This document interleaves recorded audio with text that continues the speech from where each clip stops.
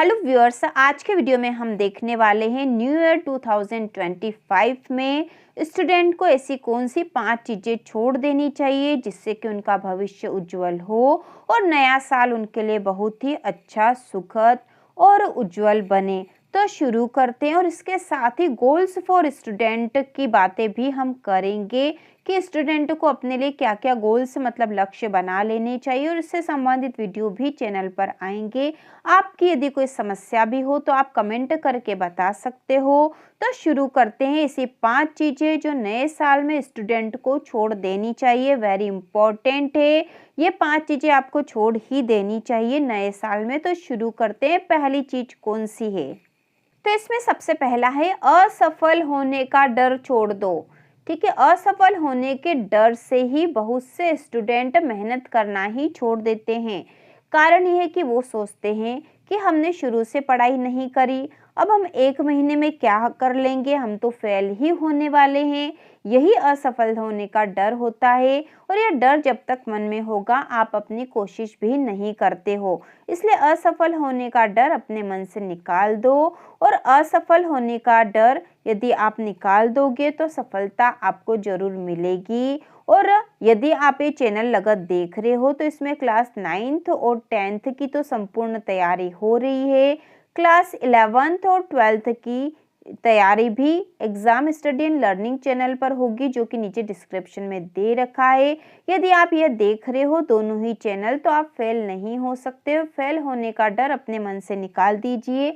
आप लगत ही जो भी याद करने की चीजें बताई जा रही उन्हें याद करते रहोगे तो आप कभी भी फेल एग्जाम में नहीं हो पाओगे। तो असफल होने का डर अपने मन से निकाल दीजिए। यह असफल होने का डर आपकी सफलता की राह में सबसे बड़ी बाधा, और इससे ही आप, ठीक है, असफल होने के डर से ही आप मेहनत करना भी छोड़ देते हो, आप पढ़ना भी छोड़ देते हो। तो यह डर अपने मन से सबसे पहले निकाल दीजिए। यदि अभी तक भी कोई भी पढ़ाई नहीं करी है तो भी आने वाले 1 और 1.5 महीने भी पढ़ाई करके आप आसानी से बहुत अच्छे अंकों से पास हो जाओगे। इसके बाद दूसरी जो चीज आपको छोड़नी है वह है आलस। आलस, सही है, आलस आपको छोड़ देना होगा। और आलस करना या छोड़ना आसान नहीं होता है, तो चलो इसका उल्टा करके चलते हैं। ठीक है, आलस नहीं छूटे आपसे तो उल्टा कर लो। आप यह करो कि आपके जो भी पेंडिंग काम है, जो जो बचे हुए काम है आपके पढ़ाई से संबंधित, उसे पूरा कर लो, उसके बाद आलस करना। ठीक है, आपके जो जो भी पेंडिंग काम है, जो जो बचे हुए काम है, उसे पूरा कर लो। यदि कोई कॉपी इनकम्प्लीट है तो उसे कंप्लीट कर दो। यदि कोई सा लेसन पढ़ना बच गया था, अपने क्लास में पूरा नहीं पढ़ा, तो खुद बैठ के पढ़ लो। और इसके अलावा यदि टेस्ट में कोई से क्वेश्चन आए हो और आपने याद नहीं करे हो तो उसे अभी याद कर लो। ये सारी चीजें कर लोगे तो आलस अपने आप ही भाग जाएगा, और आपके अंदर एक नई स्फूर्ति, एक नई ऊर्जा आ जाएगी, जिससे कि आप अच्छे से आगे की तैयारी करोगे। तो दूसरी चीज जो आपको छोड़नी है वह है आलस।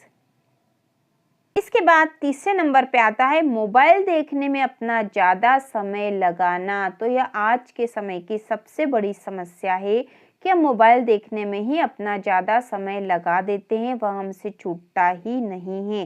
तो इसका भी एक उपाय है। मोबाइल देखना भी इतनी कोई बुराई भी नहीं है, क्योंकि मोबाइल में बहुत सी अच्छी चीजें भी आती है, जैसे कि आप ये वीडियो देख रहे हो, और मोबाइल से हम बहुत सारी प्रेरणा भी प्राप्त कर सकते हैं। लेकिन फिर भी अति कहीं भी अच्छी नहीं होती। यदि अति करोगे तो वो आपको नुकसान देगी। ठीक है, अति कहीं भी नुकसान देगी। इसलिए एक समय निश्चित होना चाहिए आपके मोबाइल देखने का। और यदि आपको आसान नहीं लग रहा है मोबाइल छोड़ना, तो चलो इतना कर लो कि मोबाइल में जो भी देख रहे हो, ठीक है, यह ध्यान रखो कि मोबाइल यदि हम देख भी रहे हैं तो हम जो भी देख रहे हैं तो क्या वो हमें बेहतर बना रहा है। ठीक है, बेहतर बना रहा है से मतलब यह है कि क्या हम उससे कुछ अच्छी चीज सीख रहे हैं। ठीक है, कुछ अच्छा सीख रहे हैं क्या? यदि आप अच्छा सीख रहे हो तो बहुत अच्छी बात है, यह तो आपके भविष्य में भी काम आएगा। और आप चाहो तो इसमें अपनी स्टडी भी कर सकते हो, अपनी पढ़ाई से संबंधित वीडियो भी आपको मोबाइल में देख लेना चाहिए, और उससे बहुत कुछ आपकी तैयारी हो जाएगी, आपके एग्जाम की भी, और आपकी जो डेली स्टडी हो रही है उसकी भी तैयारी हो जाएगी। तो मोबाइल देखो, लेकिन लिमिट में, ठीक है, लिमिट होना चाहिए। और इसके साथ ही आपको अपना खुद का ध्यान रखना है कि हमें क्या करना है, और उसी से संबंधित वीडियो आपको मोबाइल में देखने चाहिए एक निश्चित समय के लिए, उससे ज़्यादा नहीं। इसके बाद जो चौथी चीज़ आपको छोड़नी है वह है अपना कोर्स अधूरा छोड़ देना। ठीक है, आपने बहुत सा अपना कोर्स अधूरा छोड़ रखा होगा, तो उसे पूरा कर लो। ठीक है, पूरा करो उसे। यदि फिर से वही बात है, यदि कॉपी इनकम्प्लीट है तो पूरी करो। यदि किसी बुक के आधे ही लेसन आपने पढ़े हैं, ठीक है, आधे ही लेसन पढ़े हैं, तो उन बाकी लेसन्स को भी पढ़ लो, ताकि आपको समझ में आ जाए कि उसमें किस बारे में बात हो रही है, क्या समझाया गया है हमें। इसके अलावा प्रोजेक्ट कार्य अधूरे छोड़ रखे हैं तो उसे भी पूरे कर लो। तो इस प्रकार से आपकी बहुत सारी स्टडी हो जाएगी, बहुत सारा आपका बोझ कम हो जाएगा। तो जो अधूरा कोर्स छोड़ रखा उसे पूरा कर लो, यही आपकी सफलता की राह में बहुत काम आने वाला है।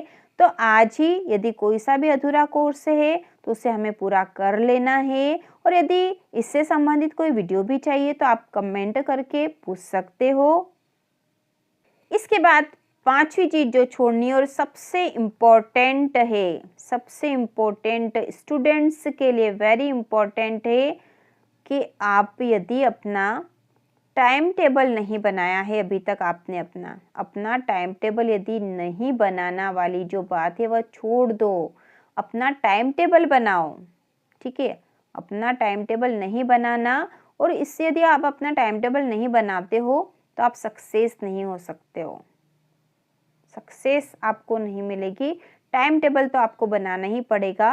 और इसका विशेष कारण यह होता है टाइम टेबल बनाना कि हम अपनी हर चीज पे ध्यान दे सके, हर चीज पे ध्यान दे सके, अपने हर विषय को कंप्लीट कर सके, हर विषय में हम अपनी अच्छी तैयारी कर सके। क्योंकि कभी कभी ये होता कि हमें यदि कोई सा एक ही विषय अच्छा लग रहा है, मान लो हमें हिंदी ही अच्छा लगता है या हमें गणित ही अच्छा लगता है, तो हम उसी की ज़्यादा तैयारी करते रहते हैं। ठीक है, उसी विषय की ज़्यादा तैयारी करते रहेंगे और बाकी विषय हमारे अधूरे पड़े रहते हैं, उसमें हमारी पूरी तैयारी नहीं हो पाती है। तो उन बाकी विषयों में हमें कम नंबर आते हैं, बाकी में हमें कम नंबर आएंगे, इससे हम पीछे रह जाएंगे। इसलिए ज़रूरी है कि हम अपना टाइम टेबल बनाएं और उस टाइम टेबल के अनुसार ही अपना काम करें। टाइम टेबल आज ही बना लीजिए या न्यू ईयर के लिए बना लीजिए।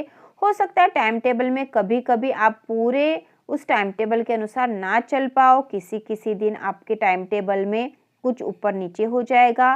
कभी कभी ऐसा भी होगा कि टाइम टेबल के अनुसार आपने पढ़ाई नहीं करी, किसी और कारण से कुछ नया काम आ गया आपको, तो भी कोई बात नहीं। ठीक है, तो भी कोई बात नहीं है।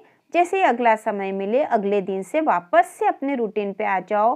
फिर कोशिश करो कि मैं अपने टाइम टेबल के अनुसार अपना हर विषय कंप्लीट करूंगा और अपनी हर टास्कों को कंप्लीट करूंगा, चाहे वो सुबह जल्दी उठने की हो, या हो सकता है कुछ स्टूडेंट ऐसे हैं जो जल्दी नहीं उठ सकते हैं, तो उसमें भी कोई बुराई नहीं है। आप रात के समय पढ़ने की क्षमता है आप में, तो आप रात को पढ़ लो।